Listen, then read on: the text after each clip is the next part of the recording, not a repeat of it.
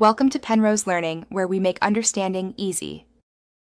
In this video, I will show how to make lacto fermented vegetables.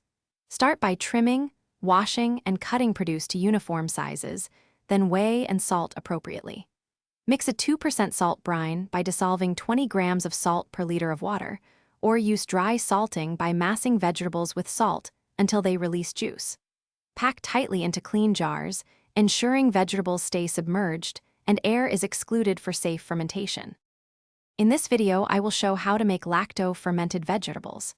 Next, layer your prepared produce into jars, alternating textures for even flavor.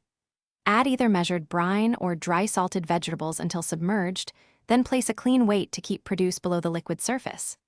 Leave lids slightly loose or use an airlock to release CO2, and store jars in a cool, stable spot while flavors develop over days to weeks. In this video, I will show how to make lacto fermented vegetables.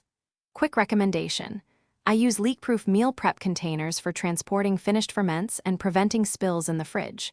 They seal tightly, stack neatly, and make sharing homemade pickles with friends mess-free. If this helps, please subscribe and like for more practical tips. Check the description for the link and deals, and now let's get back to the video. In this video, I will show how to make lacto fermented vegetables. Taste periodically after a few days until you reach desired tang and texture, then refrigerate to slow further fermentation. If you notice white calm yeast, skim it away and inspect the ferment. Discard only if you detect foul or putrid odors. Keep records of salt ratios and times to refine recipes and build confidence with each batch you make. Thanks for watching. If this was helpful, leave a like and consider subscribing. See you next time.